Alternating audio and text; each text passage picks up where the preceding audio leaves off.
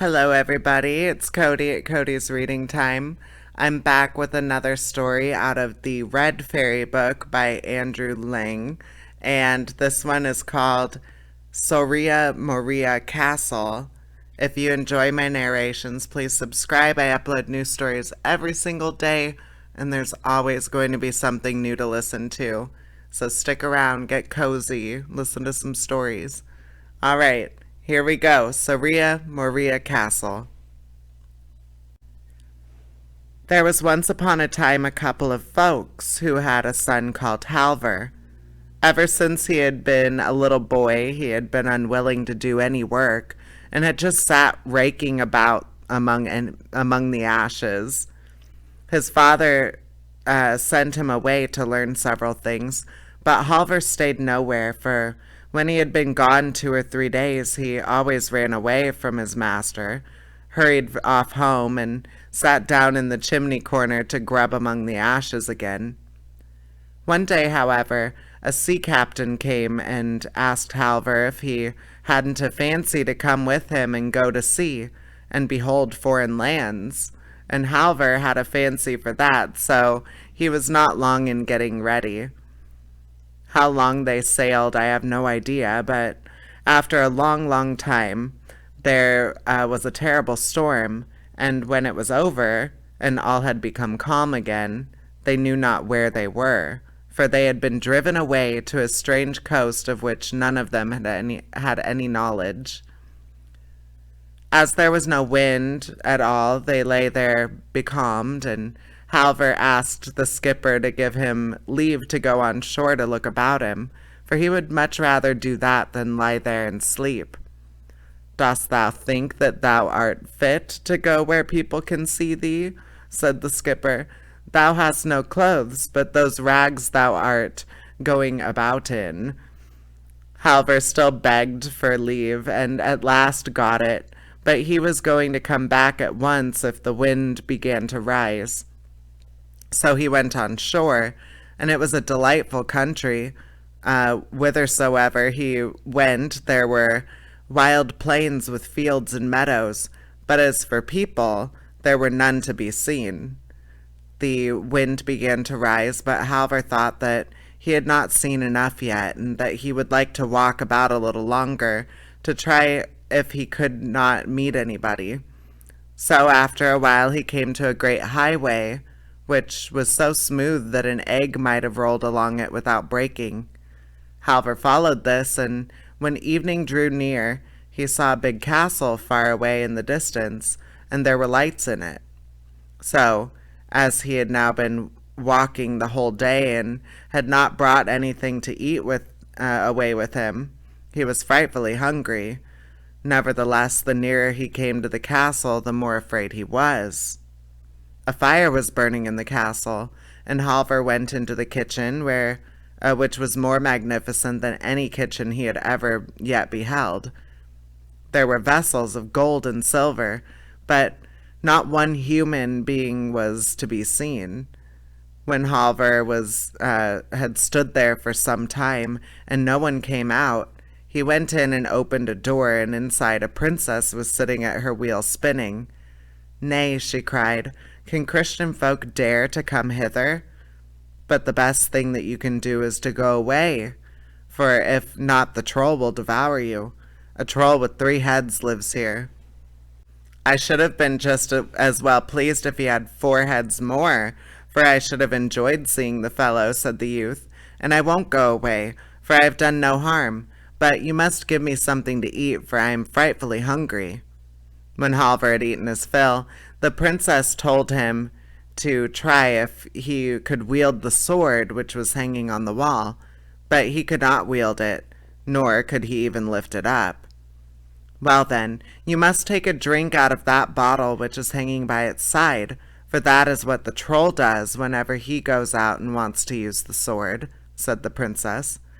Halver took the draught, and in a moment he was able to swing the sword about with perfect ease, and now he thought that it was high time for the troll to make his appearance, and at that very moment he came, panting for breath.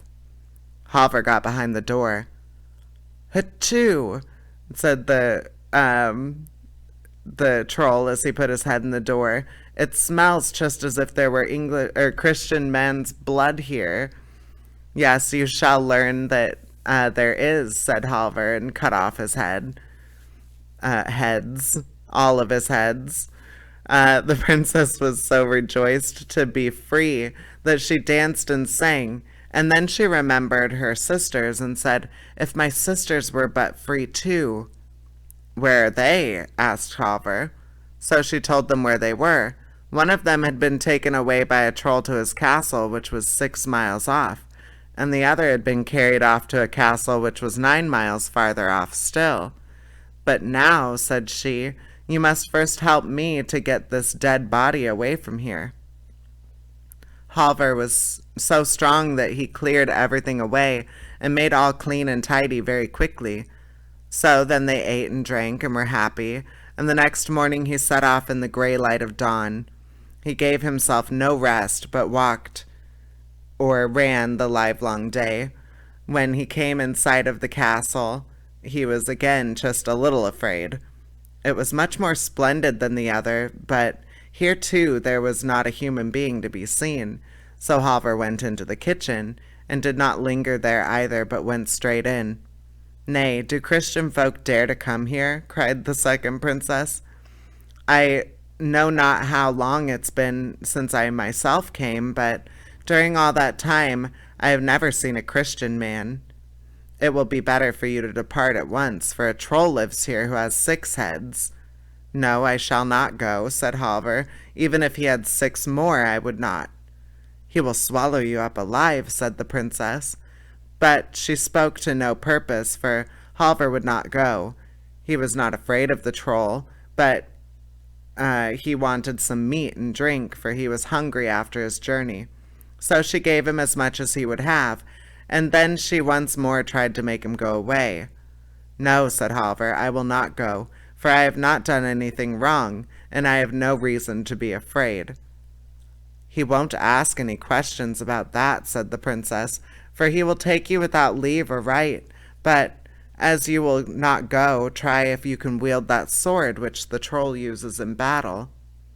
He could not brandish the sword, so the princess said that he was to take a draught from the flask which hung by its side, and when he had done that he could wield the sword.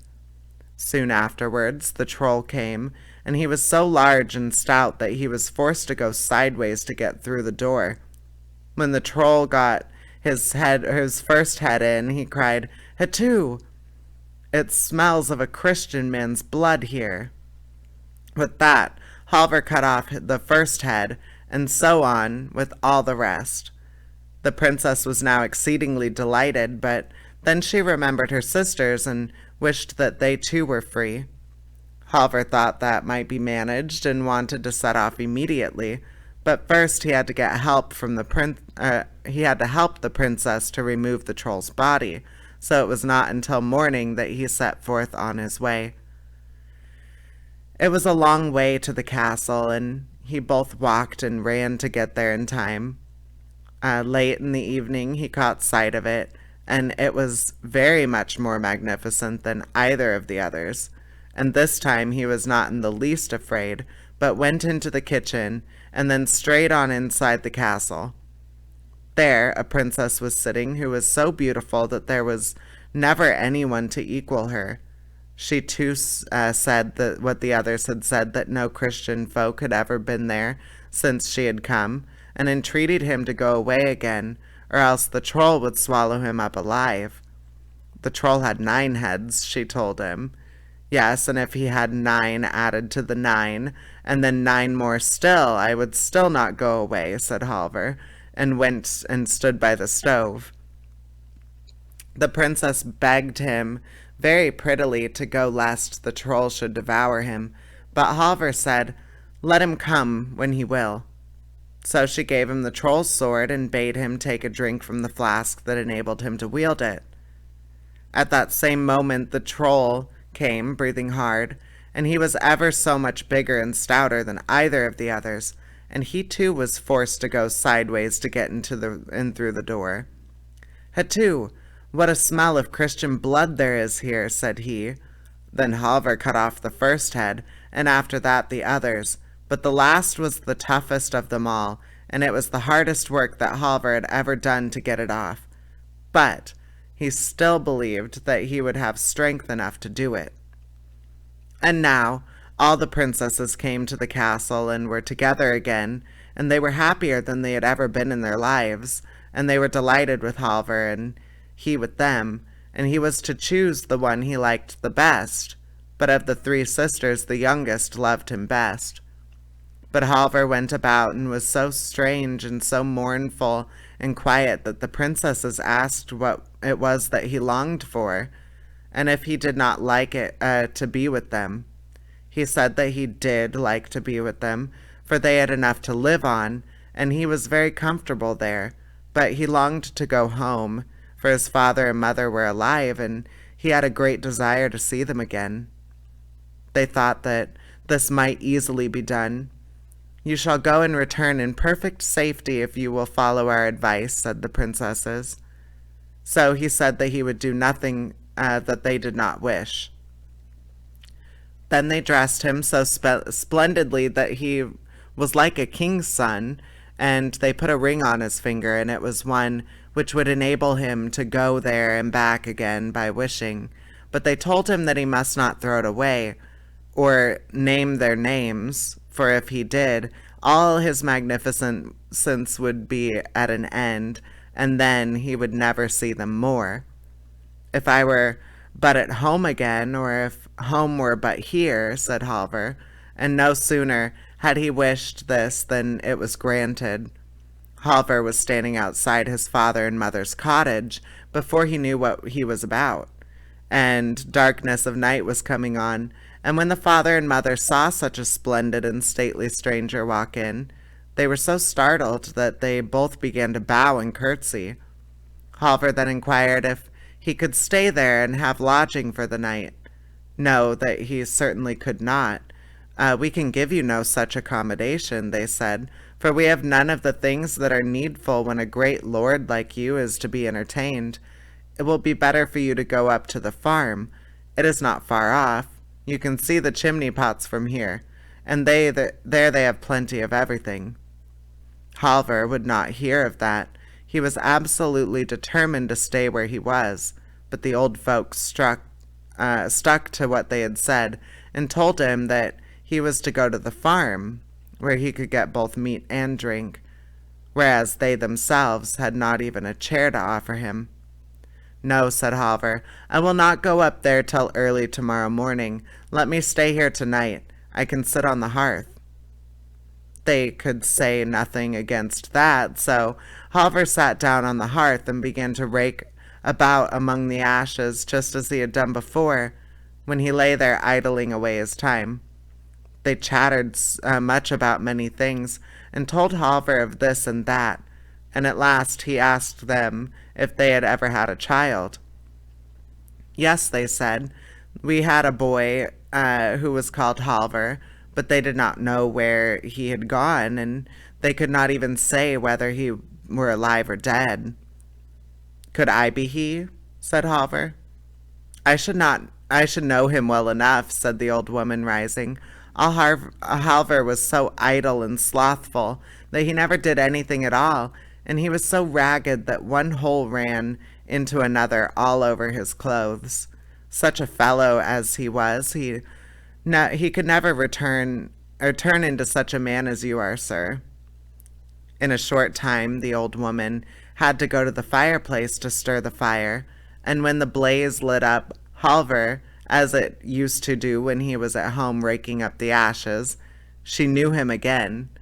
"Good heavens, is that you, Halvor?" she said, and such a great gladness fell on the old parents that there were no bounds to it, and now he had to relate everything that had befallen him, and the old woman was so delighted with him that she would take him up to the farm at once to show him to the girls who had formerly looked down upon him so.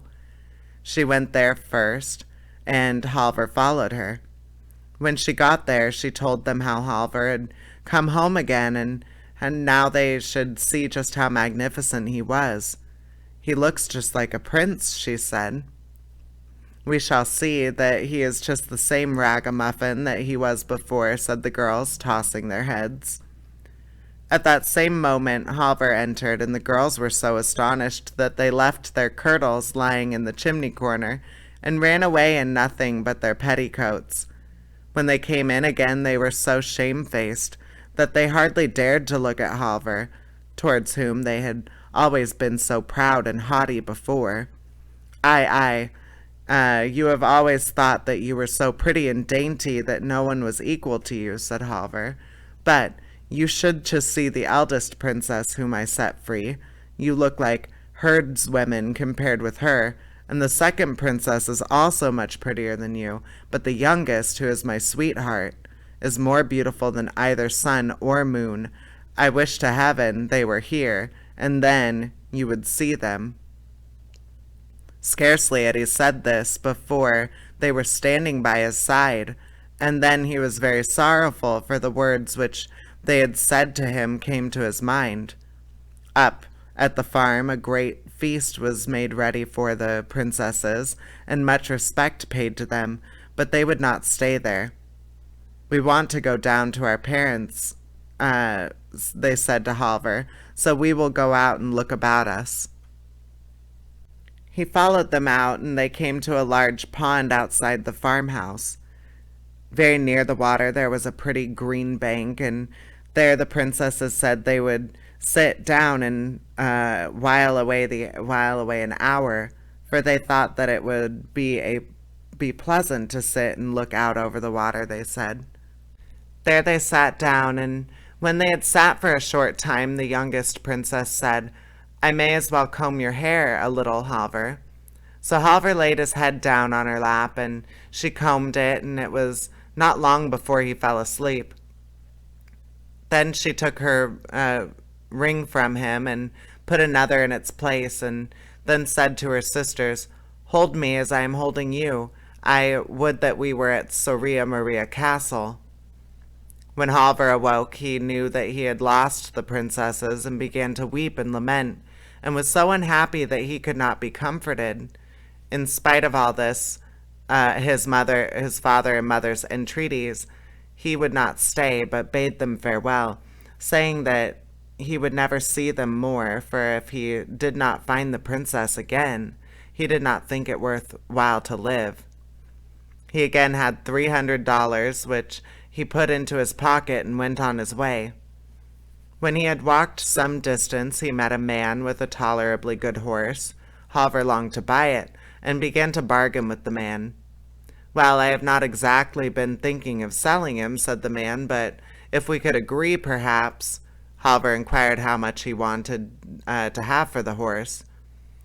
I did not give much for him, and he is not worth much. He is a capital horse to ride, but good for nothing at drawing. But he will always be able to carry your bag of provisions, and you too, if you walk and ride by turns. At last they agreed about a price, and Halvor laid his bag on the horse, and sometimes he walked and sometimes he rode. In the evening he came to a green field, where stood a great tree under which he seated himself. Then he let the horse loose and lay down to sleep. But before he did that, he took his bag off the horse. At daybreak he set off again, for he did not feel as if he could take any rest. So he walked and rode the whole day, through a great wood where there were many green places which gleamed very prettily among the trees. He did not know where he was or whither he was going, but he never lingered longer in any place than was enough to let his horse get a little food when they came to one of those green spots, while he himself took out his bag of provisions. So he walked and rode, and it seemed to him that the wood would never come to an end. But on the evening of the second day he saw a light shining through the trees. If only there were some people up here, I might warm myself and get something to eat, thought Halvor. When he got to the place where the light had come from, he saw a wretched little cottage, and through a small pane of glass he saw a couple of old folks inside. They were very old and as gray-headed as a pigeon, and the old woman had such a long nose that she sat in the chimney corner and used it to stir the fire. Good evening," said the old hag. "But what errand have you that can bring you here? No Christian folk have been here for more than 100 years." So Halvor told her what he wanted to get to Moria Castle, and inquired if she knew the way thither. "No," said the old woman, "that I do not, but the moon will be here presently, and I will ask her, and she will know. She can easily see it, for she shines on all things." So when the moon stood clear and bright above the treetops, the old woman went out. "Moon, moon," she screamed, "canst thou tell me the way to Moria Castle?" "No," said the moon, "that I can't, for when I shone there, there was a cloud before me." "Wait a little longer," said the old woman to Halvor, "for the west wind will presently be here, and he will know, for he breathes gently or blows into every corner." "What? Have you a horse too?" she said, and when she came in again. "Oh, let the poor creature loose in our bit of fenced-in pasture, and don't let it stand there starving at our very door. But won't you exchange him with me? We have a pair of old boots here, with which you can go 15 quarters of a mile at each step. You shall have them for the horse, and then you will be able to get sooner to Moria Castle." Halvor consented to this at once, and the old woman was so delighted with the horse that she was ready to dance. "For now I too shall be able to ride to church," she said. Halvor could take no rest, and wanted to set off immediately, but the old woman said that there was no need to hasten. "Lie down on the bench and sleep a little, for we have no bed to offer you," she said, "and I will watch for the coming of the west wind." Ere long came the west wind, roaring so loudly that the walls creaked. The old woman went out and cried, "West wind, west wind, canst thou tell me the way to Moria Castle? There's one who would go thither." "Yes, I know it well," said the west wind. "I am just on my way there to dry the clothes for the wedding which is to take place. If he is fleet of foot, he can go with me." Out ran Halvor. "You will have to make haste if you mean to go with me," said the west wind, and away it went over hill and dale, and moor and morass, and Halvor had enough to do to keep up with it. "Well now, I have no time to stay with you any longer," said the west wind, "for I must first go and tear down a bit of spruce fir before I go to the bleaching ground to dry the clothes. But just go along the hill on the side, and you will come to some girls who are standing there washing clothes, and then you will not have to walk far before you are at Moria Castle." Shortly afterwards, Halvor came to the girls who were standing washing, and they asked him if he had seen anything of the west wind who was to come there to dry the clothes for the wedding.